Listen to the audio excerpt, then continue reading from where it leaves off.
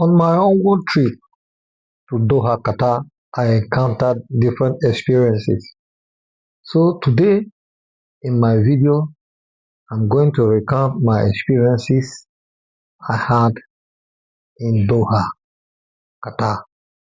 I see everywhere clean. You guys, I have finally landed in Doha, Qatar. But let me tell you the absolute truth.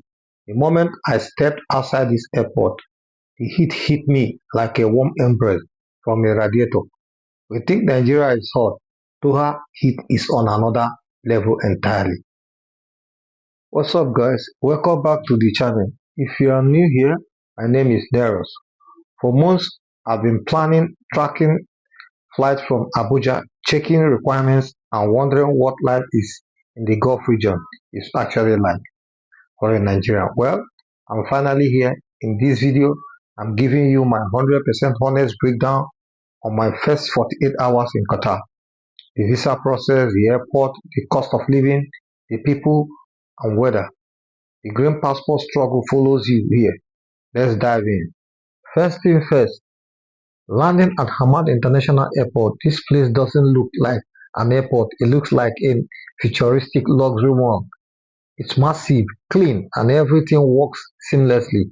But as a Nigerian traveling in 2026, let's talk about immigration. Now, we all know the Nigerian passport requires us to plan ahead. Cannot just show up here and expect a visa on arrival like some other countries.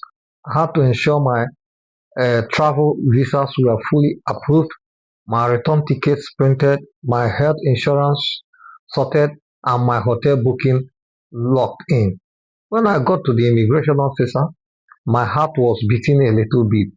I won't lie, but the officer looked at my passport, scanned my visa, took my fingerprint and stamped me in with zero hassle.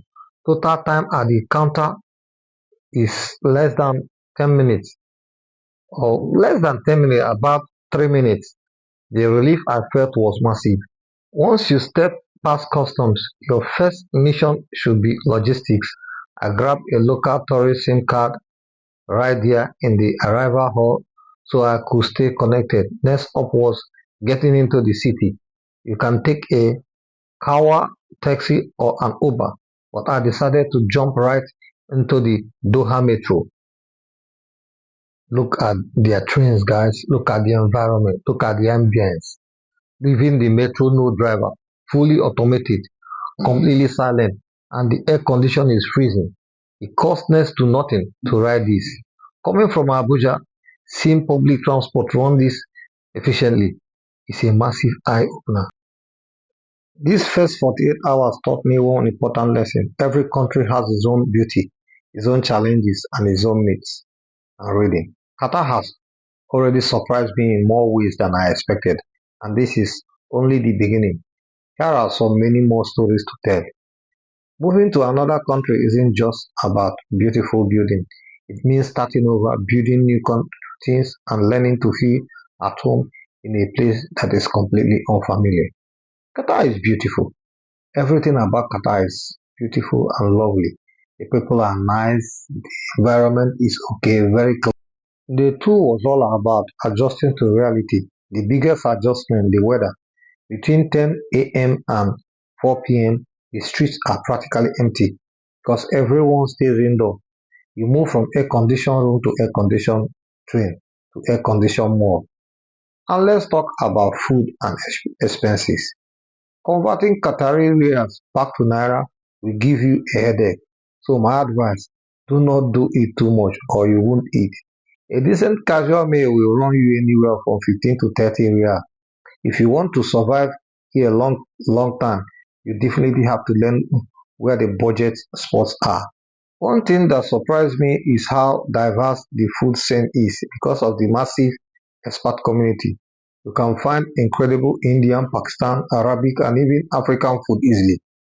I haven't found a solid spot for pounded yam yet, but don't worry, your boy is on the hunt.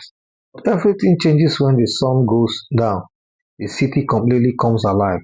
I spent my second evening exploring Souq Waqif, which feels like stepping back into classic Arabian fairy tale. The architecture is traditional, the street smells like incense, and the spice and everyone is out relaxing. The safety here is what shocks me the most. People leave their phones and wallet on table to go order food. Nobody is looking at you with suspicion. As a Nigerian expert, that feeling of absolute security is an incredible luxury. So what is my honest verdict about 48 hours?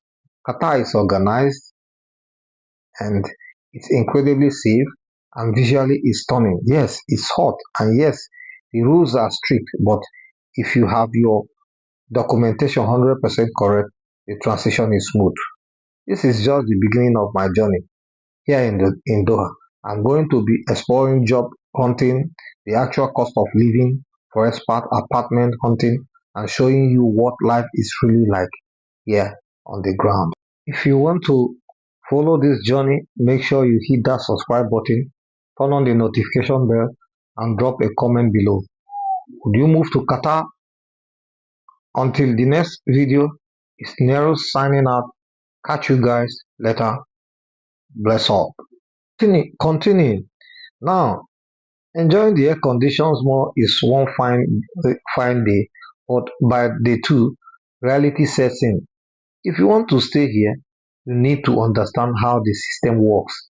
Let's talk about accommodation and the job landscape because this is where the real honest experience begins.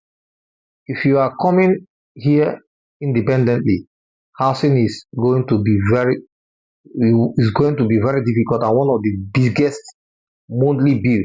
If you want a luxury studio in place like the Perel or West Bay, you'll be looking at around 4,000 to 6,000 Qatari riyal a month or more. When you convert that, it's serious money. But in the smart route most expats takes when starting out is looking at areas like Al-Sad, Mansoura or Old Airport. You can find shared accommodation or partitions there for anywhere between 1,000 to 2,000 riyal. The standard of building here is incredibly high. Almost everywhere has central AC, maintenance and good security built right into the rents. Then there's the job market. A lot of people ask me, Nereus, can I just land on a tourist visa and find a job in 48 hours?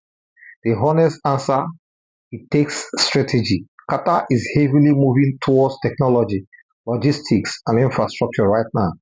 If you have solid corporate skills like IT support, system management, or supply chain expertise, the opportunity are absolutely here. But here is the inside scoop you won't hear everywhere. Your paperwork must be flawless. Recruiters here look closely at your certification and your residency status. And if you are targeting corporate role in the Gulf, having a basic grasp of Arabic or showing that you understand the region business culture gives you a massive advantage. Don't just rely on job boards like LinkedIn or Gulf Talent. You need to network smartly on the ground. When you are far away from home, seeing a familiar face or hearing that distinct accent in a shopping mall instantly grounds you. The vibe among the community here is all about lifting each other up and sharing the right information on how to navigate the local laws. Qatar is a country built on mutual respect. If you respect their culture, follow the rules strictly, and keep your hustle clean, this city opens up in arms to you.